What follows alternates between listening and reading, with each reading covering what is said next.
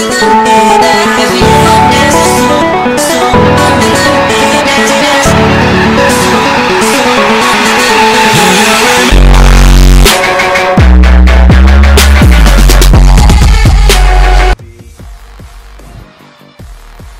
guys, jumpa lagi di XV English. Di XV English ini adalah video 2. We talk about punctuation. Itu tanda baca. Di sini kita akan bahas tentang koma. Let's take a look.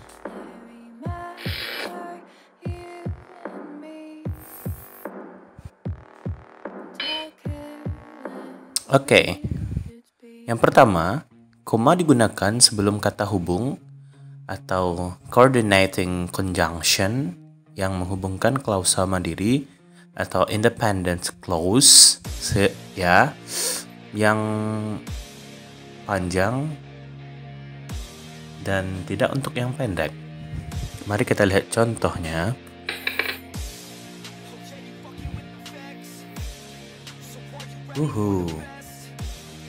My family went to the zoo yesterday and we have a wonderful time. Di sini kita lihat setelah and itu kalimatnya panjang. We have a wonderful time. Nah, kemudian kalimat kedua coba kita lihat. Someone gave me some food and I liked it. Jadi seseorang memberikan makanan dan saya menyukainya. Saya menyukainya. I like that. Itu sangat-sangat pendek sekali, jadi tidak perlu ada pemberian koma. Beda dengan kalimat pertama, di sini ada kita memberinya koma karena we have a wonderful time. Itu cukup panjang. Oke, kita lanjut. Number 2, koma digunakan untuk menghubungkan klausa yang diawali adverb. Mari kita lihat. Oke, sample sentence, contoh kalimatnya. After coronavirus affects thousands of people, antivirus appears in China. Ini kabar terbaru ya, bahwa setelah virus corona sekarang ada lagi virus baru namanya hantavirus. Semoga virus ini tidak menyebar ke negara lain ya, kita doakan saja. Nah, jadi adverb seperti after itu mengawali kalimatnya. Jadi setelah ada frasa ini atau juga klausa yang bisa kita bilang itu pengawal atau introductory. Jadi kita beri koma dulu, baru setelah itu dilanjutkan dengan klausa selanjutnya, next clause. Jadi seperti itu. Oke, kita lanjut. Number 3, koma digunakan untuk memisahkan pokok kalimat dengan interrupter or unessential information. Interrupter di sini adalah sesuatu yang menginterupsi atau muncul di tengah-tengah kalimat sebagai pikiran dari seseorang. Kemudian unessential information itu adalah informasi yang sebenarnya tidak perlu, kalau kita hilangkan pun tidak masalah. Hanya ya pengennya orang aja bikin kalimat seperti itu. Mari kita lihat contohnya.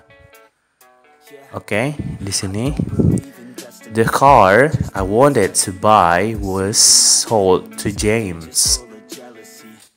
Di sini I wanted to buy itu adalah pikiran dari seseorang yang membuat kalimat ini atau yang berbicara seperti ini, bahwa dia ingin mempunyai mobil tersebut, tetapi sayangnya sudah terjual pada James.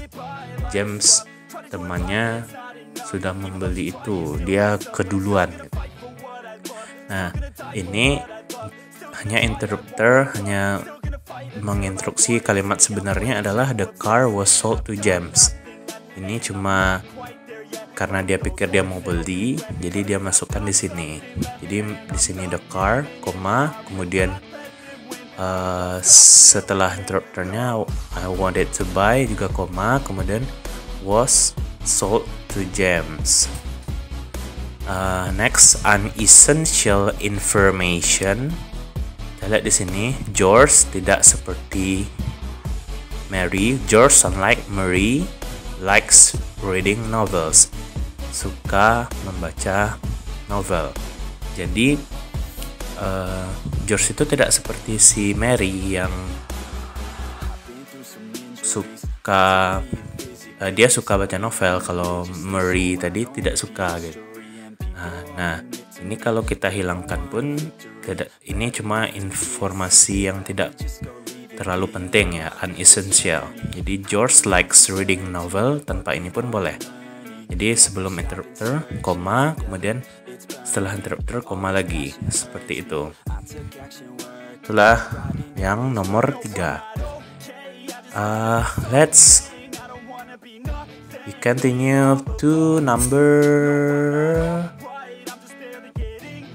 4. Nah, di sini koma digunakan untuk memisahkan beberapa item berupa list. Ini biasa kita temui, paling sering kita ketemui. Next example. Mary likes eating ice cream, sandwich, and fried chicken. Ini rasanya udah semua orang sudah menguasai ya. Cuma ada beberapa hal yang sering ditanyakan, yaitu koma sebelum N ini perlu atau tidak. Nah, ini boleh ada, boleh tidak kalau lebih dari 3 listnya. Ice cream 1, sandwich 2, fried chicken.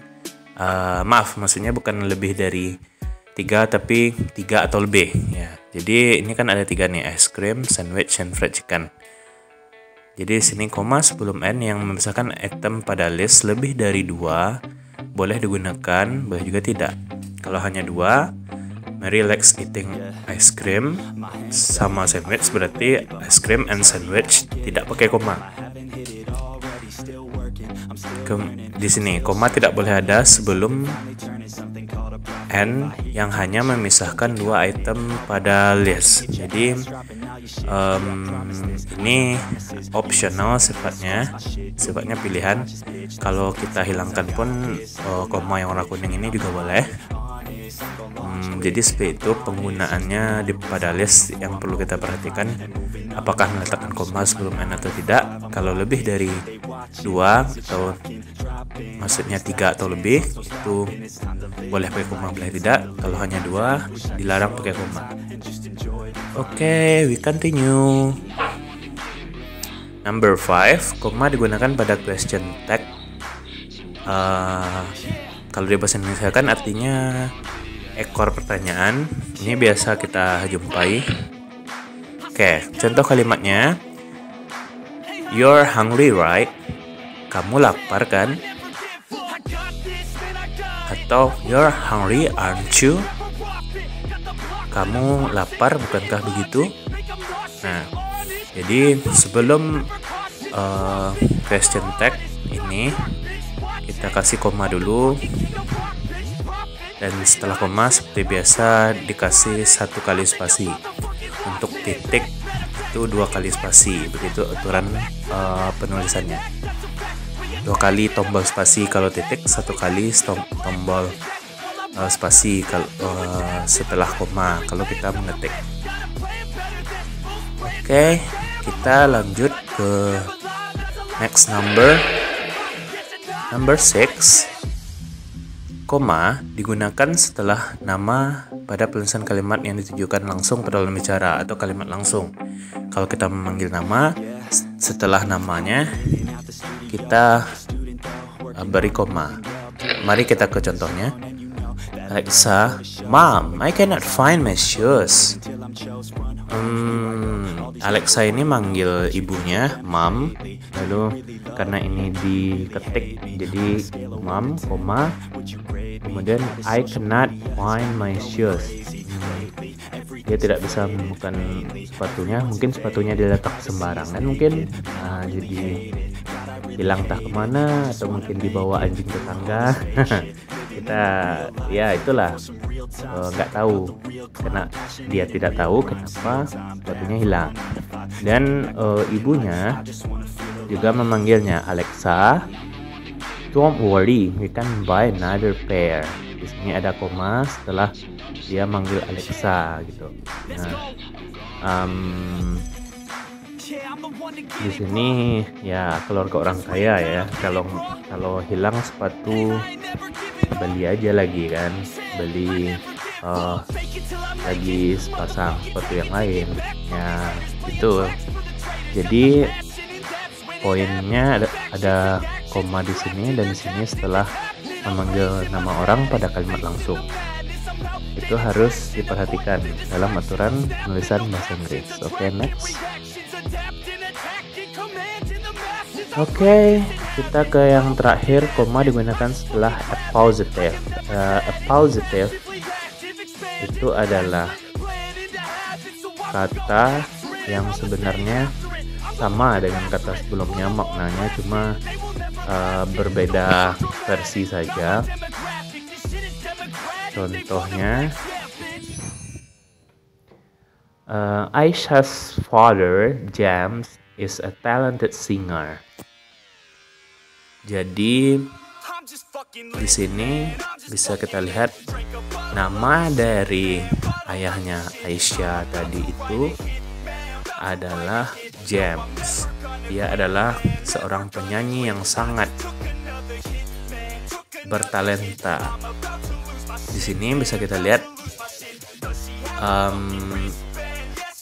positifnya adalah James. Nah, jadi kita gunakan koma, setelah koma beri spasi 1 ketukan, tombol spasi kalau kita mengetik. Nah, jadi ini adalah penjelasan terakhir, yaitu koma digunakan sebelum dan sudah positif. Thank you for watching. Jangan lupa kalau ada tambahan mungkin atau pertanyaan, silahkan diberikan di kolom komentar, karena tidak menutup kemungkinan masih banyak informasi-informasi yang teman-teman ketahui dan saya sendiri tidak ketahui. Sampai jumpa selanjutnya. Bye-bye, till next time. Be sure to subscribe and click the ring